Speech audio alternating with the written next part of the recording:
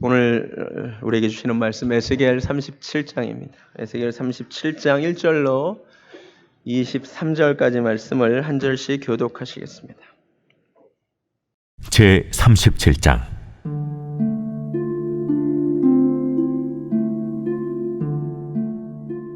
여호와께서 권능으로 내게 임재하시고 그의 영으로 나를 데리고 가서 골짜기 가운데 두셨는데 거기 뼈가 가득하더라. 나를 그 뼈 사방으로 지나가게 하시기로 본즉 그 골짜기 지면에 뼈가 심히 많고 아주 말랐더라. 그가 내게 이르시되 인자야, 이 뼈들이 능히 살 수 있겠느냐?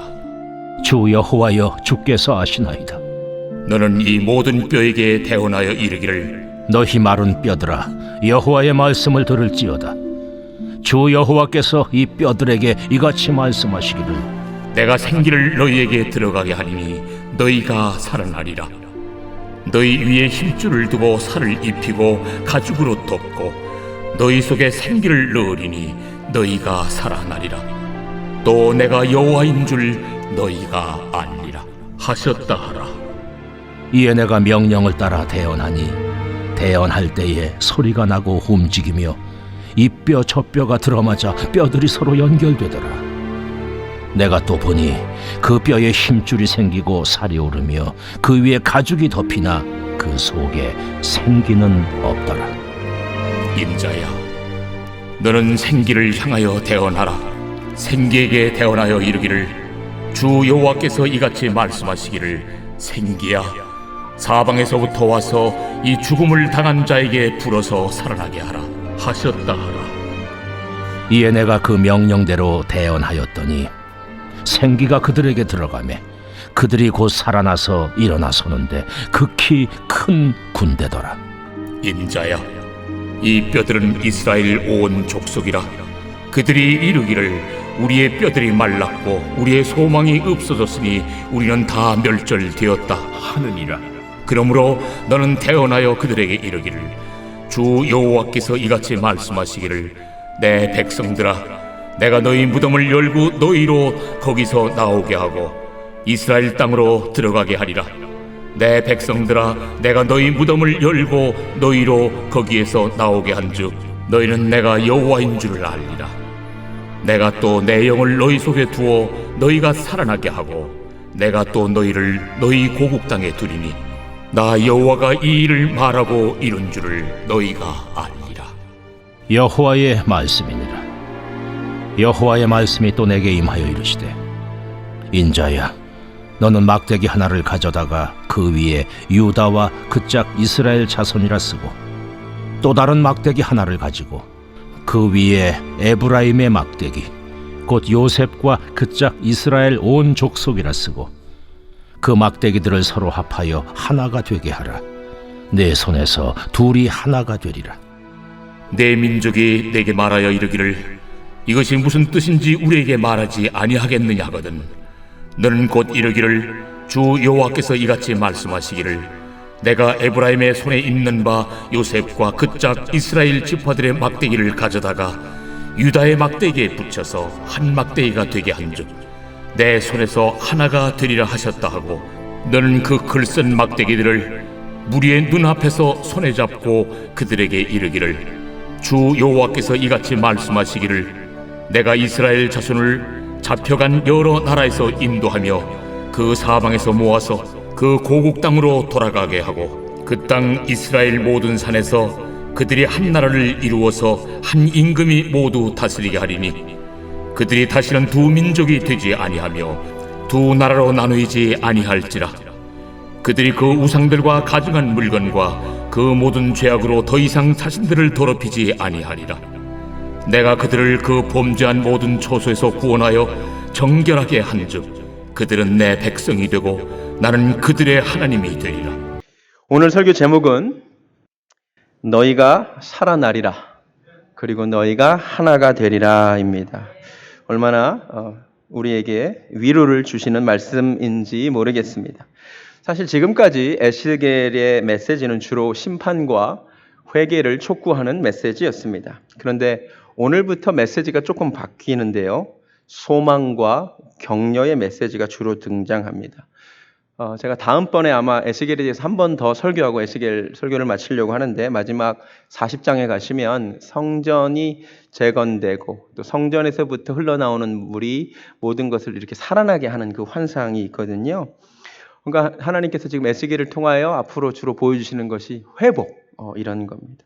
참 하나님은 그러신 것 같아요. 우리가 헛된 기대를 가지고 살아갈 때는 경고하시고 심판을 선포하시고, 또 우리가 절망 가운데 빠져 있을 때는 회복하시기 위하여 격려의 메시지를 주시는 분인 것 같습니다.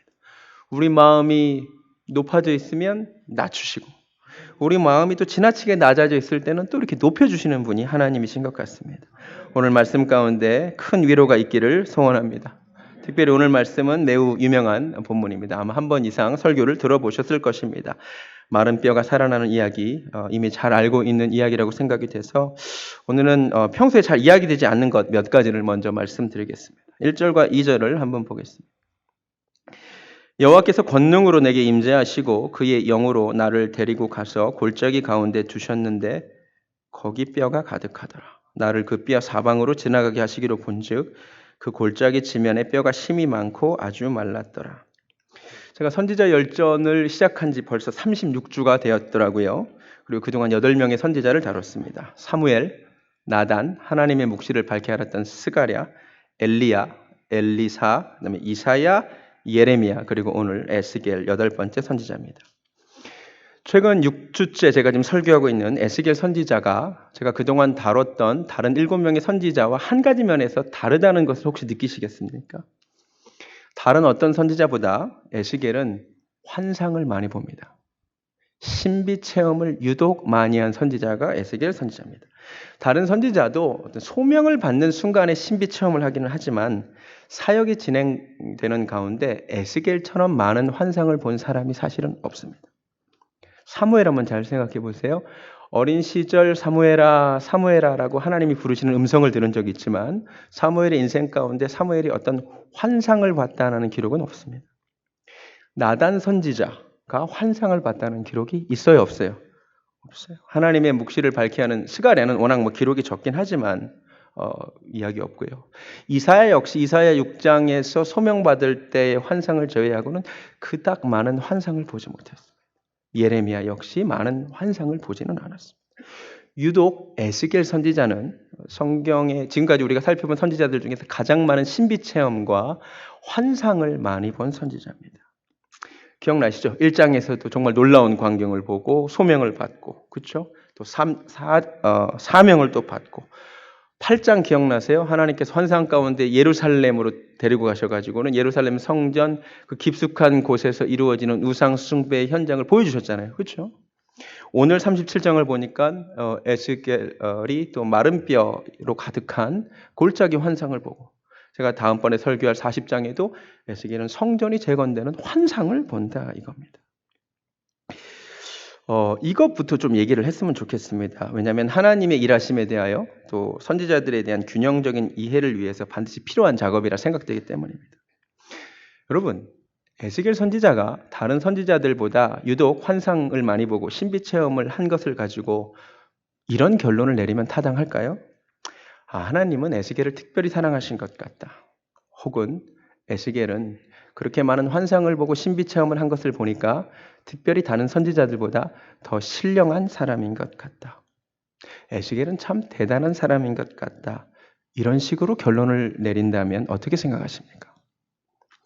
저는 절대로 그렇게 결론을 내리면 안 된다는 말씀을 드리고 싶습니다. 우리는 이것을 통해 이렇게 결론을 내려야 합니다. 하나님의 일하심은 다양하신 것 같다고. 하나님은 참 다양한 방식으로 하나님의 뜻을 보이시는 분인 것 같다고. 이런 사람에게는 이런 방식을 통하여 하나님의 뜻을 알리시고, 이 사람에게는 또 저런 방식으로 하나님은 하나님의 뜻을 알리시는 분이구나. 반드시 이렇게 결론을 내려야만 합니다. 제가 왜 이 말씀을 드리느냐면, 저도 어렸을 때부터 교회를 다닌 사람 아닙니까? 우리 성도님들 가운데 남보다 유독 환상 같은 것을 좀 잘 보시는 분들이 계시더라고요. 유독 신비 체험을 좀 남보다 많이 하시는 분들이 계시더라고요. 반면 살면서 단 한 번의 환상도 보지 못한 분들도 계셔요. 신비한 체험을 사모하지만 신비한 체험을 못하신 분들도 계십니다. 그런데 한국 교회 안에 어떤 분위기가 있냐면요. 은근히 좀 환상을 봤다거나 신비 체험을 한 사람들을 뭔가 좀 우월한 신앙인이라고 여기는 분위기가 있습니다. 그렇죠. 제가 제대로 봤죠. 그렇더라고요. 근데 여러분 잘 들으세요. 에스겔이 다른 선지자들보다 환상을 유독 많이 봤다고 해서 에스겔이 다른 선지자보다 더 신령하다거나 더 우월한 선지자가 아니듯이. 아멘. 여러분이 혹시 다른 사람들은 체험하지 못한 신비한 체험을 하고 환상을 보고 남들이 듣지 못한 음성을 듣는다고 해서 그게 다른 성도님들보다 더 우월한 신앙인은 아니라는 것을 꼭 아셨으면 좋겠습니다. 거꾸로도 마찬가지예요. 나단 선지자가 한 번의 신비 체험에 대한 기록이 없다고 해서 나단 선지자가 다른 선지자들보다 열등한 선지자라고 해석할 수 없듯이 혹시 지금까지 여러분이 하나님의 어떤 그 신비한 체험을 사모했지만 내가 한 번의 신비 체험이 없다고 해서 그 역시 내가 열등한 신자라는 의미는 아니라는 것을 꼭 아셨으면 좋겠습니다. 이 말씀이 위로가 되었으면 좋겠습니다. 은사도 마찬가지예요. 저는 하나님의 은사를 사모하고요. 그러나 은사가 여러 가지. 한 성령께서 은사를 여러 가지로 주셔요. 그런데 한국 교회에 이상한 분위기가 있는데 그 많은 은사들 가운데 몇 은사를 소유하지 못하면, 경험하지 못하면 마치 열등한 신자인 거죠. 한때 한국 교회에 방언 못하면 방언도 못하냐고 이런 분위기가 있었습니다. 여러분 절대로 잘못된 태도입니다. 방언을 구하시기 바랍니다. 그러나 성경이 분명히 말합니다. 다 방언을 말하는 자이겠느냐? 다 예언하는 자이겠느냐? 다 환상을 보는 자이겠느냐? 할렐루야. 저는 여러분이 이것에 대하여 좀 균형 잡힌 시각을 좀 가지셨으면 좋겠어요. 그런 체험을 제가 무시하자고자 함이 아닙니다. 저 역시 인생에 여러 번의 신비 체험을 했습니다. 자주 일어나는 일은 아니지만 저도 환상을 본 적도 있고 아주 신비한 꿈을 꾼 적도 있고 하지만 그 말이 제가 다른 사람들보다 신령하다는 의미로 해석된다면 사도 바울이 얘기했잖아요. 내가 정말 놀라운 3층 천에 가서 체험을 했지만 여러분들이 나를 지나치게 생각할까 하여 내가 자세한 얘기 안 한다고 그러잖아요. 여러분 이 모습이 우리에게 있기를 원합니다. 체험은 귀하지만 체험을 너무 지나치게 절대화하지 않았으면 좋겠습니다. 이 얘기를 좀 먼저 하고 싶습니다. 두 번째 본문으로 돌아와서 에스겔 환상 이야기를 좀 해보겠습니다. 에스겔은 지금 환상을 보고 있습니다. 이게 중요합니다. 에스겔이 환상 가운데 무엇을 보냐면 골짜기에 널브러져 있는 많은 마른 뼈들을 봅니다. 자, 질문. 지금 에스겔은 실제 골짜기에서 죽어있는 사람들의 시체를 보고 있는 것일까요? 아니면 실제가 아닌 환상을 보고 있는 것일까요? 성경은 이 골짜기의 이름을 이야기하고 있지 않고요. 실제 골짜기에 이런 정말 뼈들이 널려 있었는데 그것이 살아난 것이 아니라 이것은 에스겔이 분명히 보고 있는 환상이라는 것을 알 수 있습니다. 11절을 한번 보시기 바랍니다. 자, 하나님이 설명을 하세요. 어떤 실제 골짜기로 데리고 가셔서 그 존재하는 골짜기에서 뼈들을 본 게 아니라 하나님이 뭔가를 보여주셨는데 그건 뭐냐? 11절을 잘 보시면 또 내게 이르시되 인자야 이 뼈들은 이스라엘 온 족속이라 이렇게 얘기합니다. 이해가 되세요?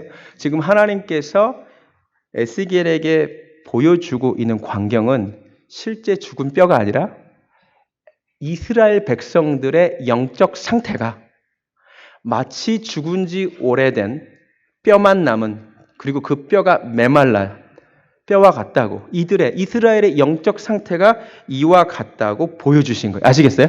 이걸 반드시 이해를 하셔야 되는 겁니다. 자, 에스겔이 지금 본 것은 무엇이냐면 사실은 이스라엘을 본 거예요. 그렇죠? 근데 에스겔이 평소에 보던 이스라엘인들의 모습이 아니라 하나님이 보시고 있는 하나님의 시각으로 본 이스라엘을 봤더니 그 이스라엘이 어떻더라?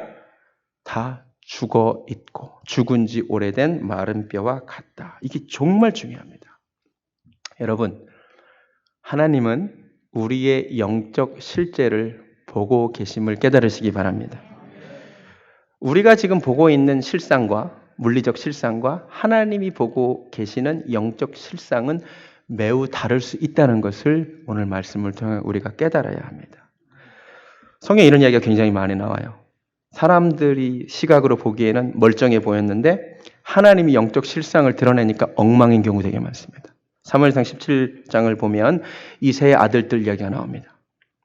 사무엘이 가만히 보니까 그 아들들 중에 장형 엘리압이 참 괜찮아 보였어요. 그 실상이 참 괜찮아 보였어요. 키도 크고요. 너무 괜찮아 보였어요. 그런데 그 순간 하나님이 바라보시는 시각을 알려주십니다. 그 엘리압의 영적 실상을 알려주십니다. 뭐래요? 내가 이미 저를 버렸노라. 사무엘이 보고 있는, 그리고 아버지 이새가 보고 있는, 형제들이 보고 있는 장형 엘리압의 실상은 꽤 괜찮은 사람이었는데 하나님은 전혀 다른 시각으로 엘리압을 보고 있었던 거죠. 이해가 되세요? 하나님이 보고 계시는 실상은, 영적 실상은 우리가 보는 것과 매우 다를 수 있다는 것입니다. 예수님이 헤롯을 보고 어느 날 여우라고 부르셨습니다. 왜요? 사람들이 보기에 그의 실상은 왕이지만 주님이 보시기에 그의 영적 실상이 교활한 여우라는 거죠. 가룟 유다를 향하여 너희 중에 하나는 마귀다라고 얘기했습니다. 그것이 가룟 유다의 영적 실상이었습니다. 사대교회를 향해서는 뭐라고 말씀하시냐면 너희가 살았다는 이름은 가졌으나 실상은 죽었다. 영적 실상을 내가 알려줄까? 죽었다. 이렇게. 그러니까 사람들이 보기에 사대교회는 살아있는 교회처럼 보였습니다. 교회 이름도 살아있는 교회였습니다. 그런데 실제로 주님이 보기에는 시체뿐인 죽은 교회였습니다. 예수님이 왜 그렇게 사두개인들, 바리새인들, 서기관들을 미워하셨을까요? 사람들이 보기에는 꽤 괜찮은 종교인들이었는데 주님은 그렇게 보고 있지 않고 주님은 그들의 영적 실상이 보이는데 위선덩어리고 가증하고 죽어있다 이겁니다. 이해가 되세요? 오늘 말씀이 굉장히 무섭습니다. 지금 에스겔이 골짜기를 보고 있는 게 아니에요. 뼈를 보고 있는 게 아니에요. 하나님이 원래 보고 계시는 하나님의 시각을 잠깐 본 거예요. 하나님이 이스라엘을 그렇게 보고 계셨던 거예요. 사람들이 보기에는 멀쩡해 보이던 그 이스라엘이라는 나라가, 이스라엘이라는 민족이 사실은 메마른 뼈였던 거죠. 하나님은 그렇게 보고 계셨던 거죠. 자, 그렇다면 우리가 이 자리에 앉아서 이렇게 멀쩡하게 예배를 드리고 있는데 우리가 보기에는 다 괜찮은 성도님인 것처럼 보이는데 우리 역시 하나님이 보시는 실상은 다를 수도 있다는 것을 알아야 됩니다. 그죠? 우리는 도무지 알 수 없지만 하나님이 보시는 영적 실상은 완전히 다를 수 있다는 거죠. 우리는 그냥 교회 안에 들어오신 분들을 다 성도라고 부른다 이거죠. 근데 하나님은 다르게 보셔요. 하나님의 영적 실상을 통해서 알곡이 보이고 가라지가 보이는 거죠. 이해가 되세요? 보고 있는 광경이 완전 다르다는 걸 아셔야 돼요. 우리는 다 그냥 교회에 와서 예배드리구나. 하나님은 이 중에 양을 보시고 염소를 보셔요. 우리는 어떻게 구분하냐면 유년부, 초등부, 청년부, 장년부, 시니어부 이렇게 나이로 눈에 보이는 대로 판단하는데 하나님은 또 다른 시각으로 봤을 때 영적인 아이가 이 자리에 앉아 있는 거예요. 나이와 상관없이. 하나님 완전 다른 시각으로 보고 계시는 거죠. 이 중에도 영적인 아이들이 있어요. 예수를 수십 년 믿었어도 영적인 아이들이 있을 수 있는 거죠. 그렇죠? 하나님 완전 다른 광경을 보고 계시는 거죠. 여러분 보기에는 지금 흰머리가 보이시는 그분이 하나님 보기에는 어린 아이로 보일 수도 있다는 걸 여러분이 아셔야 된다는 거죠. 이해가 되세요? 성도님들만이 아니죠.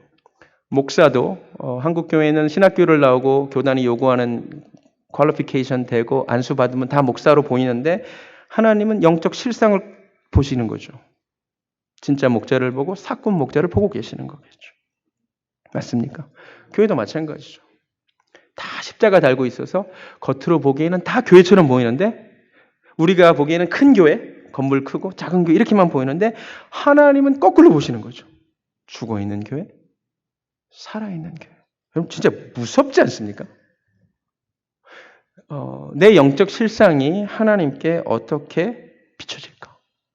하나님은 나를 어떻게 바라보고 계실까? 사람들이 나를 어떻게 보느냐가 사실 중요치 않고요. 하나님이 나를 어떻게 보실까? 우리가 두려워했으면 좋겠습니다. 네, 우리 교회를 보시고 하나님은 뭐라고 하실까? 나를 보고 하나님은 뭐라고 하실까? 좀 되게 무섭다는 생각이 들었습니다. 제가 이 얘기를 할까 말까 굉장히 고민을 했었습니다. 제가 이 에스겔과 비슷한 체험을 한 가지를 했어요. 저는 환상을 본 건 아니고 어느 날 꿈을 꿨어요. 근데 의미가 있는 꿈은 기억이 되잖아요. 어느 날 꿈을 꿨는데 꿈속에서 한 교회를 봤어요. 그 교회가 너무 크고 웅장했어요. 너무 좋았어요. 그래서 제가 교회 안에 너무 기쁜 마음으로, 이민교회에 그렇게 큰 교회들이 많지 않잖아요. 그 교회 안에 들어갔어요. 꿈속에서 벌어진 일입니다. 너무 교회가 이렇게 잘 지어졌구나. 들어갔는데 세상에 교회 안에 들어갔더니 교회가 아니라 절이에요. 교회라고 바깥에 되어 있어서 들어가 봤더니 교회 안에 불상들이 있어요. 제 꿈이에요, 물론. 말할 수 없는 참담함이 밀려 들어왔어요. 꿈속에서. 말할 수 없는 슬픔이 밀려 들어왔어요. 하나님, 겉으로 보기엔 분명 교회였는데 들어와 보니 교회가 아니네요. 오늘 설교를 준비하는데 그 꿈이 벌써 수년 전에 꾼 꿈인데 생각이 났어요. 우리는 겉으로 보기에는 다 교회로 보였는데 하나님 보시기에는 그 안이 교회가 아닐 수도 있겠구나라는 생각이 들었습니다. 겉으로 보기에는 성도였는데 하나님 보시기에는 성도가 아닐 수도 있겠구나. 근데 제가 에셀과가 비슷한 체험을 했는데요. 내가 참담한 마음으로, 진짜 꿈속에서 너무 참담한 마음으로 슬퍼하면서 그 불상을 향해 손을 댔는데 부적들도 되게 많았는데 그것들이 확 바뀌면서 없어지고 그 교회로 바뀌는 정말 너무 신비한 꿈을 꿨어요. 오늘 그게 생각이 났어요. 하나님이 보시는 실상이 우리가 살아있는 교회였으면 좋겠습니다. 주님은 에세겔에게 물으십니다. 3절에 그가 내게 이르시되 인자야 이 뼈들이 능히 살 수 있겠느냐 하시기로 내가 대답하되 주 여호와여 주께서 아시나이다. 주님 물으셔요. 이 뼈가 살 수 있겠느냐? 부활하겠느냐? 여러분 살 수 있어요? 없어요? 죽은 지 이미 오래된 마른 뼈가 살 수 있어요? 없어요? 없죠. 이걸로 끝인 거죠. 근데 제가 오늘 주님의 이 말씀에서 놀라운 것을 봤어요. 혹시 자막이 준비됐나요? 하나님이 보시기에 메마른 뼈가 오래된 것은 엔드가 아니라는 거죠. 우리가 보기에 모든 것이 끝난 상황이죠. 엔드, 그렇죠? 근데 하나님은 이 엔드가 아니라 AND, 그렇지만 그리고 하실 수 있다는 것을 제가 보게 됐습니다. 여러분, 하나님은요, 우리가 보기에 끝난 것 같은 상황일지라도 하나님 이 뼈도 살 수 있겠느냐라고 물어보심을 깨달으시기 바랍니다. 엔드로 보시는 분이 또 하나님이심을 깨달았습니다.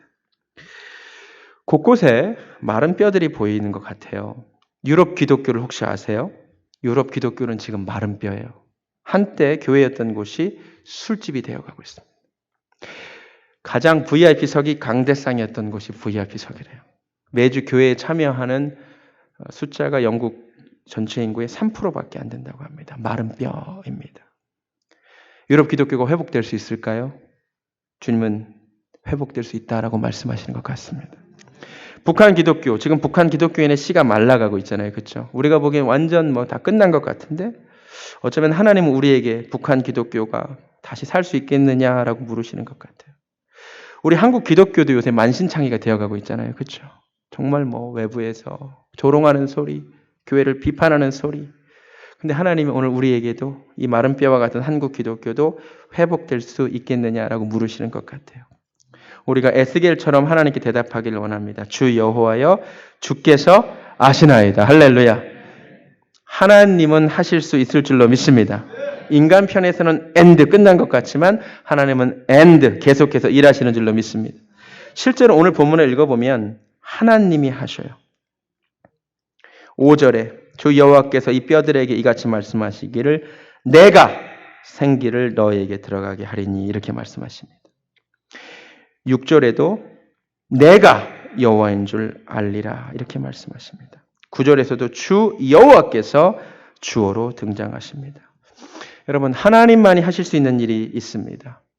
스가랴 4장 6절에 따르면 이는 힘으로도 되지 아니하고 능으로도 되지 아니하고 오직 하나님의 영으로만 된다고 했습니다. 여러분 교회의 회복군, 교회의 부흥은 오직 하나님만이 하실 수 있는 일임을 믿으시기 바랍니다. 제가 언젠가도 설교했죠. 주어와 동사가 불일치하면 너무 이상한 것 아시냐고. 구청장 후보로 나온 사람이 내가 구청장이 되면 남북 정상회담을 일어나겠습니다. 라고 유세를 한다면 말할 수 없이 이상한 거잖아요. 그렇죠? 내가 그걸 해낼 수 있다면 말도 안 되는 거죠. 그건 대통령만이 할 수 있는 일인 거죠. 오늘 하나님이 물으시는 거예요. 죽은 뼈가 살아나는 것, 마른 뼈가 부활하는 것, 이거는 누구만이 할 수 있는 일이다? 하나님만이 하실 수 있는 일이라는 것을 선언하시는 겁니다. 에스겔이 내가 할 수 있다거나 그 누구도 할 수 있다고 말할 수 없습니다. 여러분, 이 말씀이 오늘 또 하필이면 창립 3주년을 맞이하는 우리 교회에 주시는 하나님의 말씀인 줄로 믿습니다. 하나님 우리 교회에 물으십니다. 우리 교회가 지금까지 부흥해 왔는데 이걸 누가 했는지 아느냐 물으시는 것 같습니다. 제가 한 것도 아니고 여러분이 열심히 섬기셨지만 여러분이 하신 것도 아니고 이 메마른 애틀란타 땅에 이 교회가 3년간 부흥하고 온 것은 하나님이 하신 일인 줄로 믿습니다. 절대로 내가 무엇을 했다고 목사님이 무엇을 했다고 얘기하지 않기를 원합니다. 하나님만이 하신 줄로 믿습니다. 하나님이 어떻게 이 마른 뼈를 살리셨느냐? 4절 너희 마른 뼈들아 여호와의 말씀을 들을지어다. 할렐루야. 하나님의 말씀만이 부흥케 하시는 줄로 믿습니다. 오늘 우리 교회가 여기까지 부흥하게 온 것은 하나님의 말씀 때문이었는 줄로 믿습니다. 근데 말씀만이 아니에요. 5절을 보니까 주 여호와께서 이 뼈들에게 이같이 말씀하시기를 내가 생기를 너희에게 들어가게 하리니 너희가 살아나리라. 말씀만이 아니라 생기, 하나님의 성령이 들어갔기 때문에 이 마른 뼈가 살아난 줄로 믿습니다. 교회는 어떻게 부흥할까요? 오늘 교회 부흥의 원동력 2가지가 나옵니다.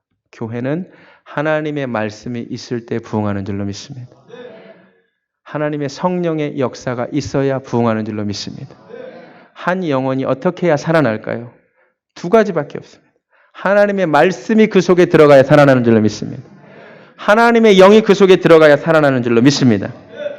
근데 좀 더 세심하게 성경을 보니까 하나님의 말씀이 하는 일과 성령님이 하는 일이 조금 다릅니다.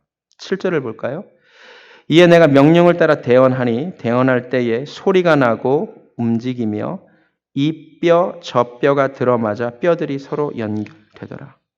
내가 또 보니 그 뼈에 힘줄이 생기고 살이 오르며 그 위에 가죽이 덮이나 그 속에 생기는 없더라. 굉장히 중요한 말씀인 것 같아요. 하나님의 말씀이 에스겔을 통하여 대언될 때 산재되어 있던 흩어져 있던 뼈들이 이 뼈 저 뼈가 서로 들이맞아요. 서로 연결돼요. 널브러져 있던 것들이 정돈이 되었습니다. 여러분 이것이 하나님 말씀의 신비인 줄로 믿습니다. 하나님의 말씀이 없으면 우리 삶은 혼돈 그 자체입니다. 뒤죽박죽입니다. 하나님의 말씀이 임하게 될 때 내 삶에 정리가 되고 정돈이 되고 질서가 잡히는 줄로 믿습니다. 여러분 말씀을 드리는 가운데 여러분의 삶에 무질서한 삶에 질서가 잡힐 줄로 믿습니다. 뼈들이 자리를 잡듯이 여러분 인생의 우선순위가 혼동됨이 해결되는 은혜가 있기를 원합니다. 그런데요. 놀라운 말씀이 있는데요.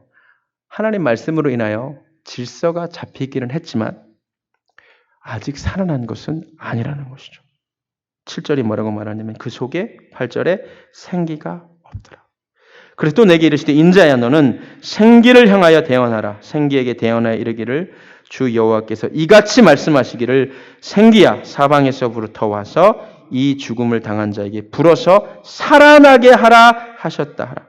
이에 내가 그 명령대로 대언하였더니 생기가 그들에게 들어가매 그들이 곧 살아나서 일어나서는데 극히 큰 군대더라. 아멘. 정말 중요한 것 같습니다. 여러분 하나님의 말씀이 선포될 때 교회는 질서가 잡힙니다. 하나님의 말씀이 선포될 때 사람들에게도 질서가 잡힙니다. 그런데요. 말씀으로 모양새가 잡혀도 정돈이 되어도 하나님의 성령의 바람이 불지 않으면 살아나지 못합니다. 정말 중요한 것 같아요. 하나님의 말씀이 선포되는 것이 너무너무 중요한데요. 여기에 성령의 바람이 불지 않으면 진짜로 교회는 살아난 것은 아니라는 것입니다. 오늘 말씀을 통하여 하나님께서 우리에게 주시는 음성을 좀 들었으면 좋겠습니다. 지난 3년간 우리 교회에 무수히 많은 하나님의 말씀이 선포되었습니다. 그 선포된 말씀으로 인하여 여러분들에게 많은 생각이 정리되었을 것이라고 생각을 합니다. 하나님에 대한 많은 이해가 새로워졌을 것이라고 생각합니다. 우리 교회에 진짜로 더 필요한 게 한 가지가 더 있는데 그것이 성령의 바람인 줄로 믿습니다. 제가 똑같은 설교를 해도요. 아무리 말씀을 잘 준비해도 여기에 성령의 바람이 불지 않으면 답답하더라고요. 제가 날마다 부족함을 느끼는 부분이 바로 이 부분인 거예요. 제가 말씀을 준비를 언제나 다 하지만 여기에 성령께서 바람을 불어주실 때 하나님이 더 역사하시고 성령의 바람이 불지 않으면 말할 수 없이 답답하고 여러분은 못 느끼셨겠지만 제가 가끔 설교를 망쳤다라고 생각될 때가 있어요. 그럴 때 쥐구멍이 있으면 뒤에 가서 숨고 싶고요. 저기 가서 인사하기 되게 싫을 때가 있어요. 그때가 언제냐? 하나님이 성령의 바람을 안 불어주셨다고 느낄 때는 제가 굉장히 힘들더라고요. 여러분 우리 교회에 하나님의 성령의 바람이 좀 불었으면 좋겠습니다. 우리 교회가 말씀이 좋다 그래요. 그런데요. 성령의 바람이 부는 교회라고 소문이 났으면 좋겠습니다. 우리 교회가 예배 드리는 가운데 성령의 바람을 좀 느끼는 교회가 됐으면 좋겠습니다.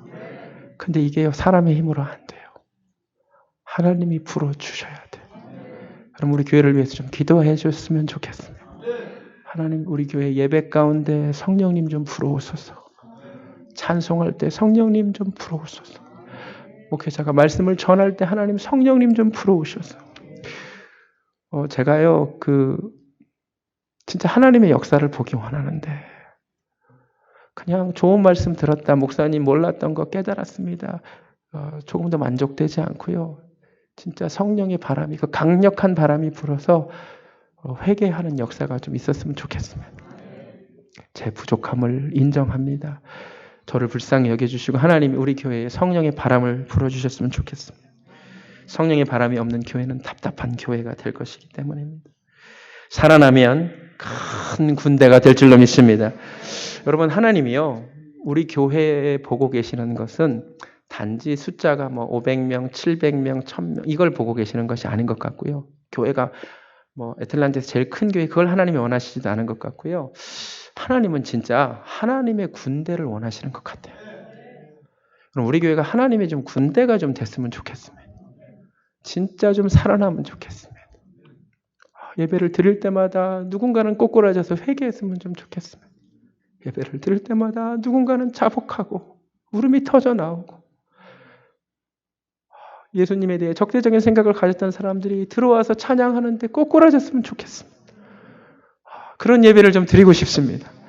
우리가 강한 군사가 돼가지고 나가서 정말 하나님의 일을 하는 그런 교회가 좀 됐으면 좋겠습니다. 여기에 만족하지 않았으면 좋겠습니다. 말씀이 좋은 교회를 넘어서 성령의 바람이 부는 교회, 군대를 일으키는 교회, 여호와의 군대가 일어나는 교회, 그런 교회 되기를 원합니다. 할렐루야. 제가 여기까지 설교를 마치려다가 한 가지를 더 덧붙이게 됐습니다. 에스겔이 그날 본 환상 뒤에 하나님이 한 가지를 더 주셨는데 두 막대기가 제가 일부러 막대기를 못 가져오고 저기서 하나 가져왔어요. 제가 이 말씀을 그냥 지나치려고 그랬는데 하나님이 저에게 감각을 주셨어요. 원래는 14절까지 이 에스겔의 환상까지만 전하려고 그랬는데 하나님이 저희 마음에 감동을 주셨어요. 무슨 내용이냐면 하나님이 두 막대기를 취해서 하나는 이스라엘이라고 쓰고 하나는 유다라고 쓰고 그 두 막대기가 네 손에서 하나가 되게 하는 것을 보여주리라 이렇게 말씀하셨거든요. 17절에도 둘이 하나가 되리라.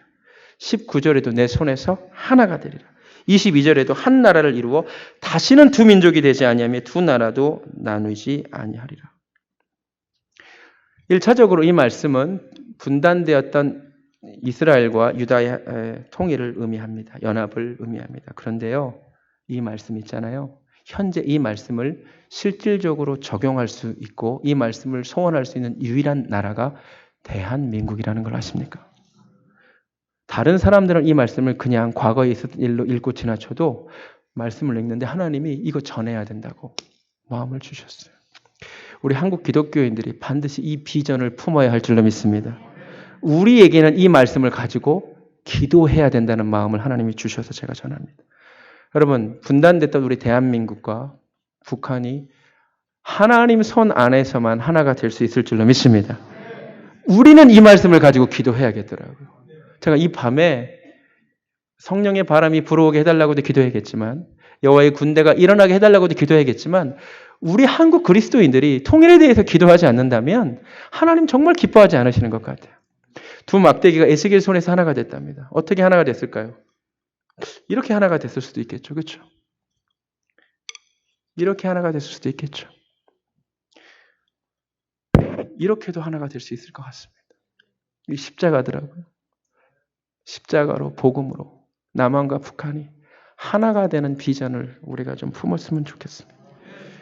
하나님으로만, 하나님의 손에서만 이 민족이 하나가 되는 비전을 품고 이 밤에 우리가 그것을 위하여 함께 기도하는 밤 되었으면 좋겠습니다. 말씀을 마칩니다. 에스겔이 놀라운 환상을 체험했습니다.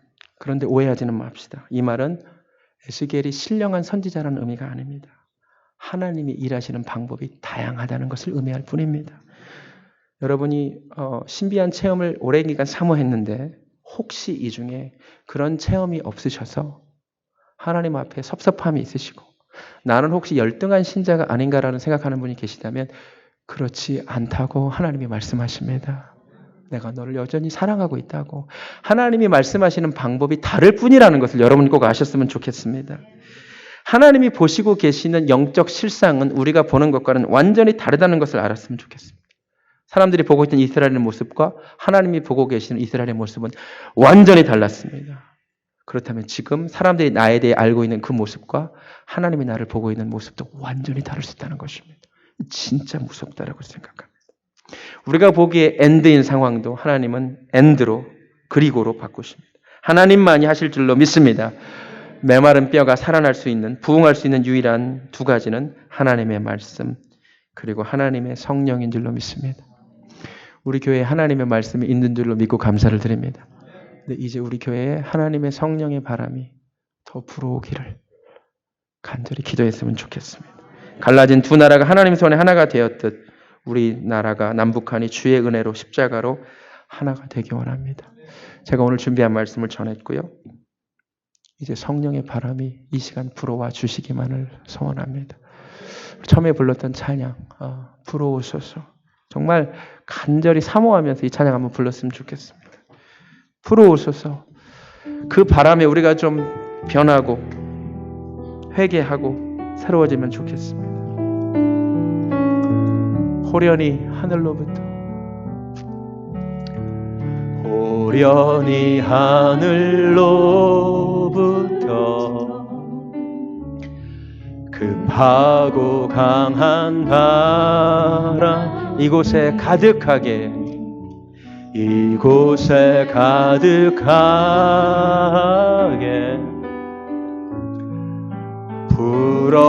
불어오리라. 세상의 모든 이가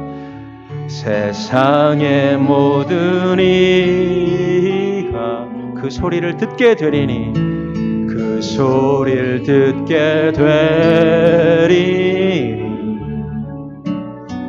그 소리가 온 땅에 불어오리. 우리 눈 감고 찬양합니다. 불어오소서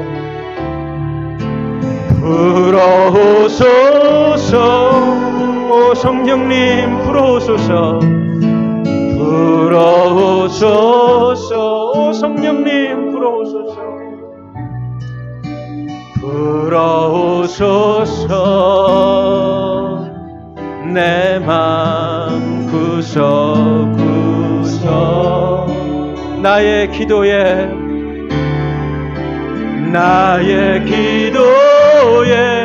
하나님 불어와 주시옵소서. 나의 예배에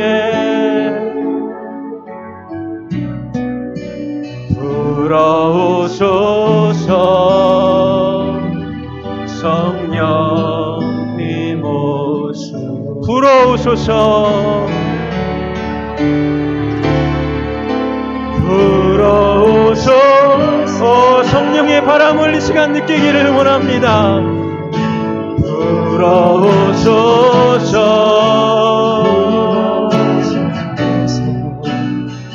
불어오소서. 내 맘 구석구석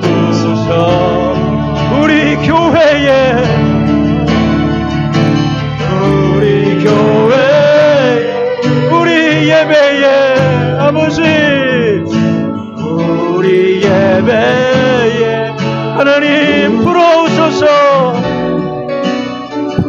불어오소서. 성령, 우리 사모하는 마음으로 한 번 더 부릅니다. 불어오소서. 성령님 불어오소서.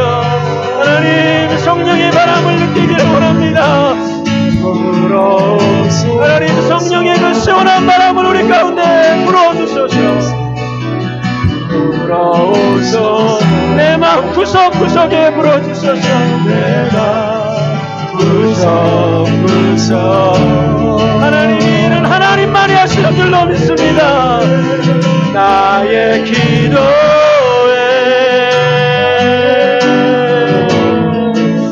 나의 예배에 하나님 불어오소서. 불어오소서. 성령님 오소서. 나의 영적 실상을 보게 하시고 하나님 앞에 회개하는 밤 되었기를 원합니다. 하나님 우리 교회를 지난 3년간 지키시고 부흥케 하시고 말씀으로 세우신 줄로 믿고 감사를 드립니다. 그러나 우리 교회가 하나님의 말씀을 배우는 교회지만 또한 하나님의 능력을 체험하는 교회가 되기를 원합니다. 성령의 바람을 날마다 느끼는 교회가 되기를 원합니다. 정말로 소원합니다. 하나님, 우리가 드리는 모든 예배에, 모든 찬양 가운데, 우리의 기도 가운데 성령님 구석구석 불어와 주시옵소서. 우리 교회가 성령님 마음껏 역사하시는 교회 되기를 원합니다. 아버지 도와주시옵소서. 하나님, 우리가 기도하지 않았습니다. 남북한의 하나됨을 위하여 우리가 기도하지 않습니다. 하나님 오늘 말씀을 통하여 우리에게 주십니다. 우리가 기도해야 된다고. 하나님의 은혜로만, 하나님 손에서만 하나가 될 수 있을 줄로 믿습니다. 하나님의 시간이 다가오고 있는 줄로 믿습니다. 우리가 기도로 준비하게 하시고 하나님이 그 놀라운 일을 행하실 때 하나님의 그 역사를 우리가 기쁨으로 보게 하여 주시옵소서. 이제는 마른 뼈를 살리시는 하나님의 놀라우신 은혜와 우리 구주 예수의 놀라우신 역사하심과 성령님의 감동, 감화, 교통하심이 오늘 예배를 통하여 정말 우리 교회에 말씀만이 아니라 성령의 바람이 불어오기를 소원하는 사랑하는 베들교회 성도님들 머리 위에 지금부터 영원까지 함께 하시기를 간절히 축원하옵나이다.